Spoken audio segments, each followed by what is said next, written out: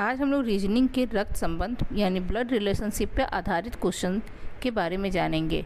Blood relationship पे आधारित question क्या होता है? दो या दो से अधिक व्यक्तियों के बीच उनके द्वारा उनके जन्म या विवाह के आधार पर स्थापित किए गए संबंध से होता है, अर्थात वे आपस में एक दूसरे से किस प्रकार संबंधित हैं, इसके आधार पर इसमें क्वेश्चन पूछे जाते हैं। जैसा कि हम देख रहे हैं कि यहाँ पुत्र कोई भी पिता है, उसका बेटा पुत्र, उसके बाद उसकी पोती पोता नाती होते हैं, फिर उसके बाद परपोता परपोती, उसके बाद अगर उसके ऊपर के पीढ़ी को देखें तो भाई बहन है, भाई बहन से ऊपर माता पिता, माता पिता से ऊपर दादा दादी, दादा दादी से ऊपर परपोता परदादा परदादी। इस तरह से रिलेशनशिप हम जानते हैं पीढ़ी दर पीढ़ी कैसे होता है। और यहाँ पे कई पीढ़ियों की बात बताई गई है, जिसमें हम देख रहे हैं कि तीन अगर पीढ़ी में स्वयं की पीढ़ी ले लें तो पति भाई, चचेरे भाई, ममेरे भाई, मौसेरे भाई, फुफेरे भाई, ये सारे चीज़ें हो जाएंगी पुरुष पक्ष से। और अगर महिलाओं की बात करें तो हमारी स्वयं की पीढ़ी में होते हैं पत्नी, बहन, चचेरी बहन, ममेरी बहन, मौसेरी बहन, फुफेरी बहन, साली, ननद, भाभी वगैरह वगैरह। इसी तरह अगर हम एक पीढ़ी नीचे का बात करें तो पुत्र, भतीजा, भांजा, दामाद, और महिलाओं में बात करें तो पुत्री, भतीजी, भांजी, ये सब होते हैं। और दो पीढ़ी नीचे की बात करें तो पोता, नाती, और महिलाओं में बात करें तो पोती, नातिन।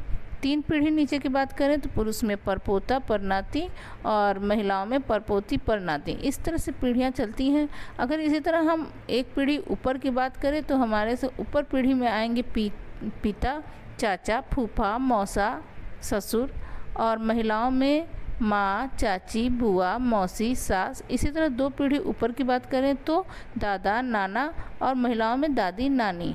और तीन पीढ़ी ऊपर की बात करें तो पुरुष में परदादा, परनाना, और महिलाओं में परदादी, परनानी। इस तरह से रिश्ते पीढ़ी दर पीढ़ी आते हैं। इसके बाद अगर हम बात करें तो कुछ स्टेटमेंट को हमें जानना बहुत ज़रूरी होता है। जैसे कि यहाँ दिखा हुआ है ए और बी भाई है। अब यहाँ पुरुष के लिए पॉजिटिव साइन और महिलाओं के लिए नेगेटिव साइन का प्रयोग करेंगे। तो यहाँ हम देख रहे हैं कि ए और बी भाई हैं, यानी दोनों भाई हैं तो दोनों ही पुरुष हुए, तो ए और बी दोनों ही पॉजिटिव साइन के साथ लिखे गए हैं। इसी तरह दूसरा स्टेटमेंट है ए बी का भाई है, तो ए पॉजिटिव और बी का भाई है, यानी बी तो पॉजिटिव भी हो सकता है और नेगेटिव हो सकता है, इसलिए इसका कोई साइन नहीं है। इसी तरह ए बी की बहन है, तो जो बहन होती है वो तो महिला ही होती है, तो ए में नेगेटिव का साइन, और बी क्योंकि भाई भी हो सकता है बहन भी हो सकती है, इसलिए इसके साथ कोई साइन नहीं है। इसी तरह ए बी का पति है, तो ए पति है इसलिए वो पॉजिटिव साइन के साथ, और पति है तो बी पत्नी होगी इसलिए वो बी नेगेटिव साइन के साथ दिख रही है। इसी तरह के और भी चीज़ें चलती हैं, जैसे कि ए बी का पिता है, तो ए ऊपर हो गया और पिता हमेशा पॉजिटिव साइन के साथ रहता है, मतलब कि पुरुष है तो पॉजिटिव साइन है, और बी चूँकि लड़का लड़की कोई भी हो सकता है इसलिए इसके साथ कोई साइन नहीं है। इसी तरह दूसरी चीज़ ए बी की माता है, तो ए माइनस ए मतलब नेगेटिव साइन के साथ, और बी जो है वो बच्चा है तो वो कोई भी हो सकता है, लड़का लड़की यहाँ डिसाइड नहीं है। इसी तरह हम देख रहे हैं तो ए बी का पुत्र है, तो ए बी का पुत्र है, तो यहाँ पुत्र जो होगा वो पॉजिटिव साइन के साथ हो जाएगा। इसी तरह दूसरे में हम देखेंगे ए बी की पुत्री है, तो ए जो है वो नेगेटिव साइन के साथ रहेगी क्योंकि वो पुत्री है। तो ऐसे हम देखें तो ये सारे स्टेटमेंट हमें जानना ज़रूरी है। इसी के आधार पे हम आरेख बनाएंगे, संबंध आरेख, और उस संबंध आरेख से ही हम क्वेश्चन को सॉल्व कर पाएंगे। इस चैप्टर पे आधारित प्रश्न कुछ इस प्रकार आते हैं। राधिका ने एक लड़के की ओर इशारा करते हुए कहा, वह मेरे दादा की इकलौती संतान का पुत्र है। राधिका उस लड़के से क्या संबंध हुआ? तो राधिका का उस लड़के से क्या संबंध हुआ? बहन का, चचेरी बहन का, चाची का निर्धारित नहीं किया जा सकता, ये ऑप्शन दिया हुआ है। तो इस प्रश्न को सॉल्व करने के लिए हम पहले संबंध आरेख बनाएंगे, और संबंध आरेख बनाने के लिए स्टेटमेंट को ही ध्यान से पढ़ते हैं। तो वह मेरे दादा की इकलौती संतान का लड़का है।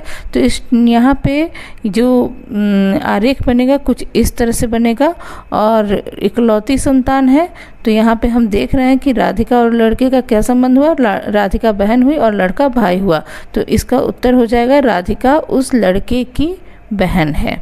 तो इस तरह के प्रश्न बड़े ही आसानी से किए जा सकते हैं, और अगर आप संबंध आरेख ठीक ठीक बना लेते हैं तो आपका आंसर बड़े ही आराम से आ जाएगा। इसी तरह के प्रश्न के क्रम में हम दूसरा प्रश्न देखेंगे। किसी परिवार में A, B, C, D, E और F 6 सदस्य हैं। C F की बहन है, A E के पति का भाई है, D A का पिता और F का दादा है। परिवार में 2 पिता, 3 भाई और 1 माँ है।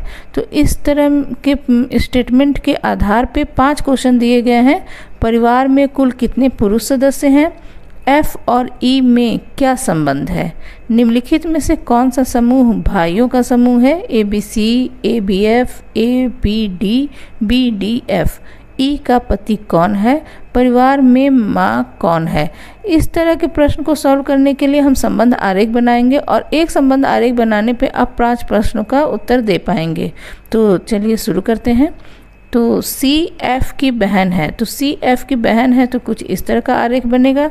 दूसरा स्टेटमेंट है A E का पति का भाई है, तो A E के पति का भाई है तो इस तरह का आरेख। और तीसरा है D A का पिता तथा F का दादा है, तो कुछ इस तरह का आरेख।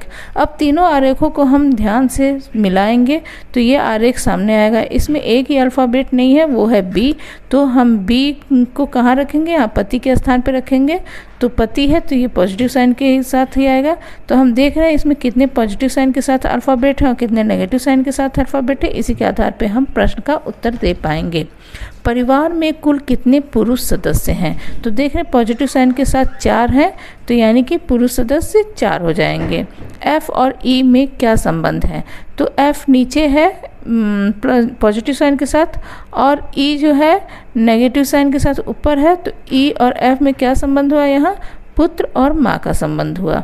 अगला है निम्नलिखित में से कौन सा समूह भाइयों का समूह है, तो यहाँ देख रहे हैं A और B भाई है और F भाई है, तो हमारा समूह हो जाएगा ABF, यानी B ऑप्शन सही हो जाएगा। अगला क्वेश्चन है E का पति कौन है, E का पति कौन है, यहाँ B, तो हमारा ऑप्शन A सही हो जाएगा। परिवार में माँ कौन है, तो एक ही माँ है E, तो परिवार में E माँ है, यानी यहाँ ऑप्शन D सही हो जाएगा। इस तरह के प्रश्न बड़े ही आसानी से संबंध आरेख बना करके किए जा सकते हैं। एक एक स्टेटमेंट को ध्यान से पढ़ना है और फिर सारे और आरेख बनाना है, और फिर सारे आरेख को मिला करके एक कम्प्लीटली आरेख बना लेना है, जिसके आधार पे आप सारे प्रश्नों का उत्तर दे पाएंगे। इस वीडियो के डिस्क्रिप्शन में क्विज का एक लिंक दिया गया है, जिसे ओपन करके आप एक क्विज को सॉल्व कर सकते हैं, जो कि इस चैप्टर पे आधारित क्विज है, जिससे आप जान पाएंगे कि आपने कितना सीखा। धन्यवाद।